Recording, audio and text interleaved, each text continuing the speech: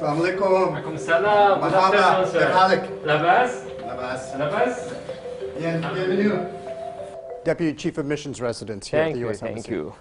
Sir, let's we start with your own experience, which it can consider as embodiment of the American dream. You moved from India to the United States with your family with physical disability. We want to hear more about this experience. Sure. So you're absolutely right. My family and I, we experienced the American dream. My father came to the United States with $20 in his pocket. And my family and I stayed in India for 3 years while he came to the United States. When he came to the United States, and we stayed behind in India while he established himself. Once we came over, my parents always told us the most important thing in the world was education, education, education. And so from a very early age, they stressed to us that we had to do well in school, and that if we did, we could become anything we wanted to. And we were very lucky because we lived in America, a country where by the time we arrived in the 1970s, after the Equal Rights Movement, the Civil Rights Movement, we were able to pursue the American dream. We were able to go to schools and get a good education. My parents were able to work hard, buy a house, and to provide for us. And as I grew older, I was very lucky. I had support from my family, I had support from my community, and I was able to get education, I was able to go to law school, and then of course become a diplomat. So you're absolutely right. My family has lived the American dream. Your rise and the diplomatic rank was quick, Well, despite your disability. What is your advice to disabled people to succeed in their lives? The primary thing I would say is you have to believe in yourself. Every single person in the world, you, me, every single person has challenges. We have things we struggle with. And for a disabled person, of course, there are even more. For me, it was my leg, but we all have our challenges. And you have to believe in yourself. You have to believe that you can achieve your dreams and goals. I was also very lucky. As you mentioned, I had a strong family. I had support from the community. I was very lucky to grow up in the United States, where a country where the laws had changed and where I was given more opportunity. One thing that I think the world has changed for, I think governments around the world recognize that disabled people bring a lot, and that the worst thing we can do is to marginalize them, to put them on the side. We have to give them opportunity. And sometimes what that means is to give them equipment. Sometimes it means to provide them some additional support. And I think more and more governments around the world are doing that so that each disabled person can be everything that they hope and dream to become. But it's a community project. You first start with yourself. You have to believe in yourself. But then you also need the support of your family, your community, and hopefully the government.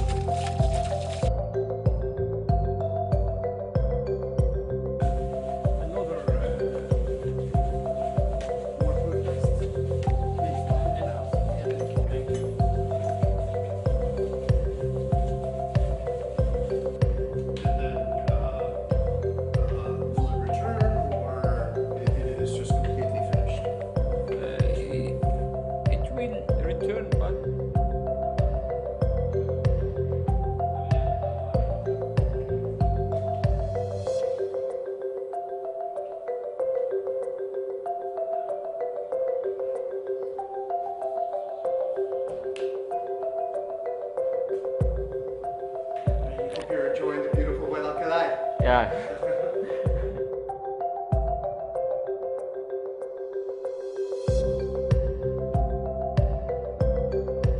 Algeria and the United States and our independence movements have great historical similarities. The United States fought a colonial power in a very bloody war and achieved our independence. Algeria fought a bloody independence war with the French and achieved its independence. Our ties go back a long way. In 1795, Algeria recognized the United States. The first diplomat to come to Algeria was in 1796. In 1957, then Senator John Kennedy supported Algerian independence on the floor of the Senate, and in 1962 we recognized Algeria on July 3rd, 1962.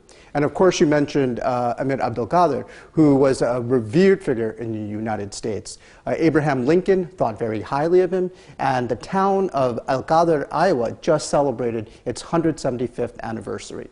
So the ties between our countries and the similarities between our revolutionary wars and our attempt to achieve independence is strikingly similar. What are the main events and personalities in our history, I mean the history of Algeria, that have a special place for you?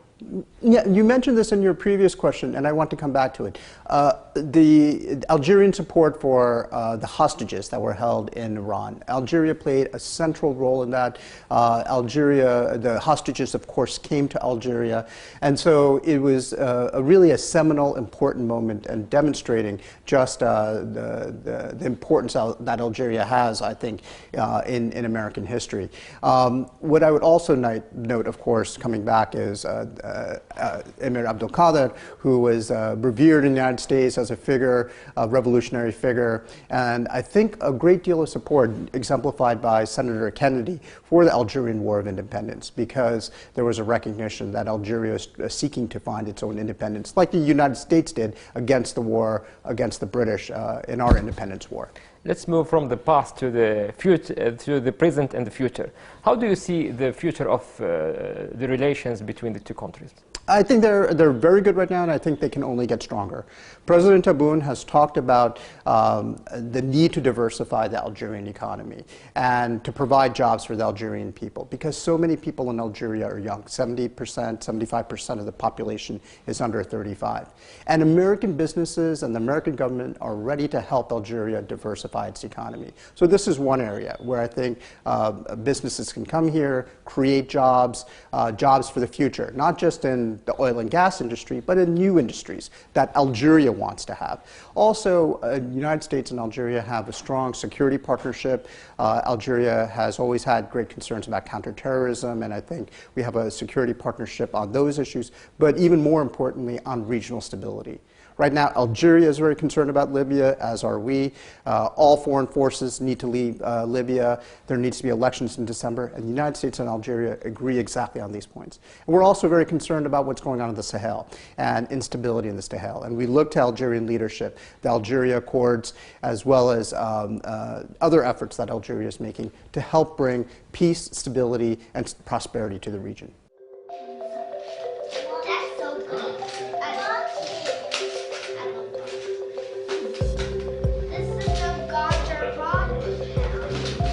How was your day, Rohan? Can you tell me what you guys did in French? En premier, j'ai compté en arabe jusqu'à tis'a wa tis'oun. Wow, great. Après, What'd you eat for lunch, honey? pour le déjeuner, j'ai mangé de couscous avec de la sauce. Wow. Dans ma classe de art, j'ai fait un masque. Wow, okay. Why don't you also, can you tell me a little bit about what you did in Arabic today? Et en arabe, j'ai lu et j'ai aussi Did you learn anything to read in Arabic? J'ai I think you learned the Surah Al-Fatiha? pas appris à lire, mais maintenant je vais lire Surah Al-Fatiha. Can you read that to me? Bismillah ar-Rahman ar-Rahim. Alhamdulillahi Rabbil Alameen. Ar-Rahman ar-Rahim. Maliki يوم الدين إياك نعبد وإياك نستعين اهدنا الصراط المستقيم الصراط الذين أنعمت عليهم